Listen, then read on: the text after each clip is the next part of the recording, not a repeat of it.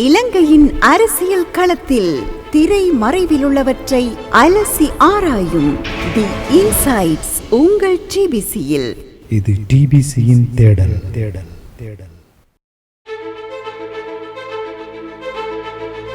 DPC நேர்கள் அனைவருக்கும் வணக்கம். மற்றும் ஒரு இன்சைட்ஸ் நிகழ்ச்சியில் நாம் சந்திக்கின்றோம். இன்றும் இலங்கையின் அரசியல் களத்தில் நிலவும் முக்கிய விடயங்களை அலசி ஆராயப் போகின்றோம். அந்த வகையில் இன்றைய தினம் பொது வேட்பாளர் விடயத்தில் விக்னேஸ்வரனுடன் ஒன்றுபட்டுள்ள ஜனநாயக தமிழ் தேசிய கூட்டணியினர் தமிழ் மக்கள் கூட்டணியின் தேசிய மாநாட்டுக்கு செல்லாதது ஏன், ரணில் விக்ரமசிங்கவின் வியூகம் என்ன, ராஜபக்ஷக்கள் எடுக்கப் போகும் முடிவு என்ன, நாமல் ராஜபக்ஷ எதனை நோக்கி நகருகின்றார் உள்ளிட்ட விடயங்கள் சம்பந்தமாக இன்றைய தினம் விரிவாக பார்க்க போகின்றோம்.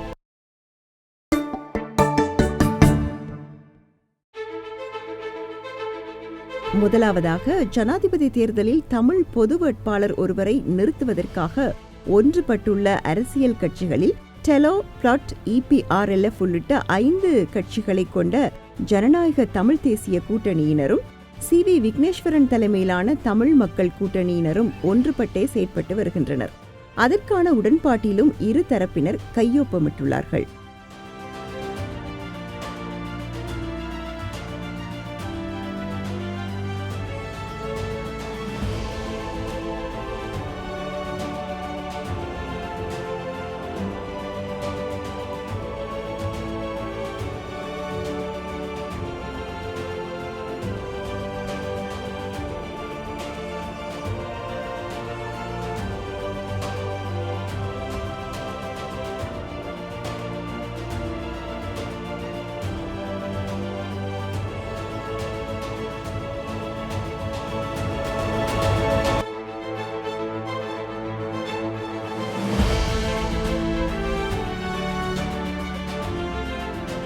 ஆனால் கடந்த 21ஆம் தேதி யாழ்ப்பாணத்தில் நடைபெற்ற தமிழ் மக்கள் கூட்டணியின் முதலாவது தேசிய மாநாட்டில் ஜனநாயக தமிழ் தேசிய கூட்டணியினர் எவரும் கலந்து கொள்ளவில்லை. அதே சமயம் குறித்த தினத்தில் யாழ்ப்பாணம் கந்தரோடையில் உள்ள சித்தார்த்தனின் இல்லத்தில் ஜனநாயக தமிழ் தேசிய கூட்டணியின் 5 கட்சிகளின் தலைவர்களும் இரகசியமாக சந்தித்து உரையாடியுள்ளார்கள்.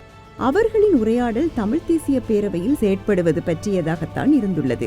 ஆனால் யாழ்ப்பாணத்தில் இருந்து கொண்டு எதற்காக அவர்கள் கூடி செயற்படும் விக்கியின் கூட்டத்திற்கு செல்லவில்லை என்று ஆராய்ந்த போதுதான் 2 விடயங்கள் வெளியாகின்றன. ஒன்று, CV விக்னேஸ்வரன் குத்துவிளக்கு கூட்டணியில் இணைவதாக கூறிவிட்டு இறுதி நேரத்தில் பல்டி அடித்தவர். அதனால் குறித்த கூட்டணியினருக்கு அவர் மீது நிரந்தர கோபம் உண்டு. அதேபோன்று ஸ்ரீதரனை பிரதம அதிதியாக உரையாற்ற அழைத்துவிட்டு தங்களை பார்வையாளர்களாக அமர்ந்திருப்பதற்கான அழைப்பினை அவர்கள் ஏற்றுக்கொள்வதற்கும் தயாராக இல்லை. இதனால் தான் அவர்கள் விக்கியின் கூட்டத்தினை தவிர்த்துள்ளார்கள். இந்த லட்சணத்தில் ஸ்ரீதரன் விடுத்த அழைப்பை ஏற்று கூட்டத் தலைமையில் கூட்டமைப்பை உருவாக்குவதற்கு வந்துவிட்டார்கள் என்று கனவில் நினைப்பது கூட பொருத்தமில்லாத விடயமாகின்றது. இலங்கையின் அரசியல் களத்தில் திரை மறைவிலுள்ளவற்றை அலசி ஆராயும் தி இன்சைட்ஸ் உங்கள் டிபிசியில். இது டிபிசியின் தேடல். சமகால அரசியல் நிலவரங்களை அலசி ஆராயும் டிபிசியின் இன்சைட்ஸோடு இணைந்திருக்கின்றோம். அடுத்ததாக, ஜனாதிபதி ரணில் விக்ரமசிங்க தேர்தலில் களம் இறங்குவதாக இன்னமும் அறிவிக்கவில்லை. இந்த நிலையில் அவர் தேர்தலை நடத்துவதற்கு இடமளிப்பாரா என்ற கேள்விகள் அதிகரித்துள்ளன. குறிப்பாக 22வது திருத்த சட்டத்தினை வர்த்தமானி அறிவித்தலூடாக வெளியிட்டுள்ள அவர் தேர்தலை ஒத்திவைப்பதற்கு அதிகளவில் முனைகிறார் என்ற பார்வையை வெளிப்படுத்தியுள்ளார்.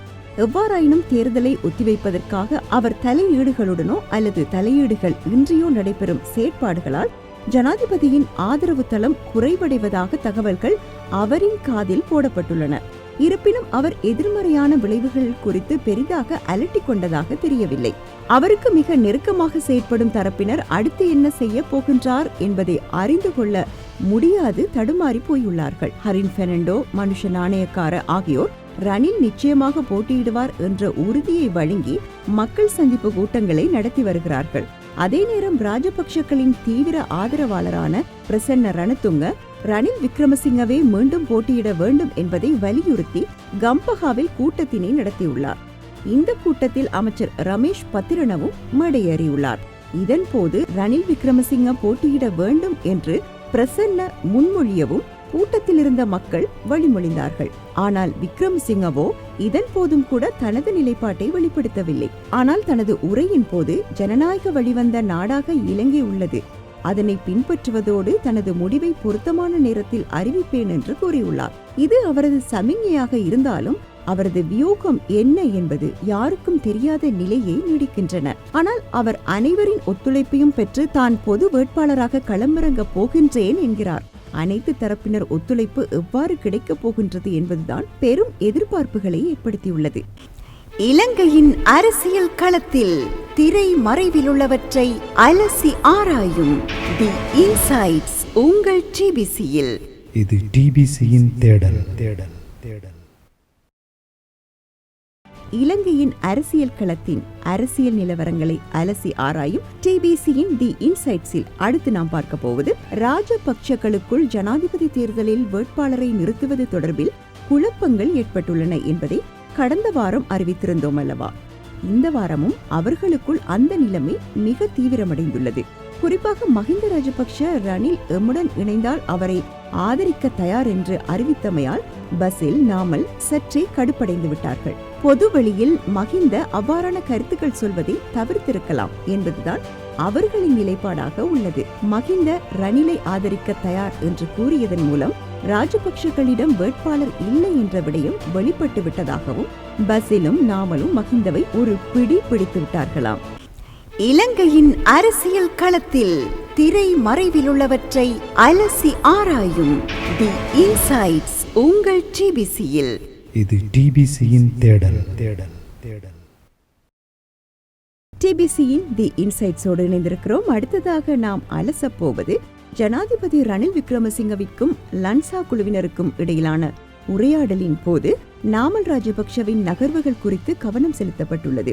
ஜனாதிபதி தேர்தலில் வேட்பாளர் ஒருவரை பொதுஜன பெரமுன நிறுத்த வேண்டும் என்பதில் நாமல் ராஜபக்ஷ எதற்காக தீவிரமான நிலைப்பாட்டில் உள்ளார் என்பது தொடர்பில் ஆராயப்பட்டது. இந்த சமயத்தில் ஜனாதிபதி தேர்தலில் வெற்றி பெறுவது நாமல் ராஜபக்ஷவின் நோக்கமல்ல, மாறாக பாராளுமன்றத்தில் எதிர்க்கட்சித் தலைவர் பதவியை கைப்பற்றுவதே அவரது இலக்காக உள்ளது என்று நிமல் லன்சா குறிப்பிட்டுள்ளார். ஜனாதிபதி தேர்தலில் பொதுஜன பெரமுனவினால் சாதிக்க முடியாது என்பது நாமலுக்கு நன்கு தெரியும். எனினும் அதன் பின்னர் வரக்கூடிய பொது தேர்தலுக்கு முன்னதாக தமது கட்சியின் பலத்தினை கண்டறிவதும் அதனூடாக எதிர்க்கட்சி தலைவர் பதவியை தக்க வைத்துக் கொள்வதற்குமான நகர்வினை மேற்கொள்வதும் தான் அவரது இலக்காக உள்ளது என்று லன்சா கூறியுள்ளார்.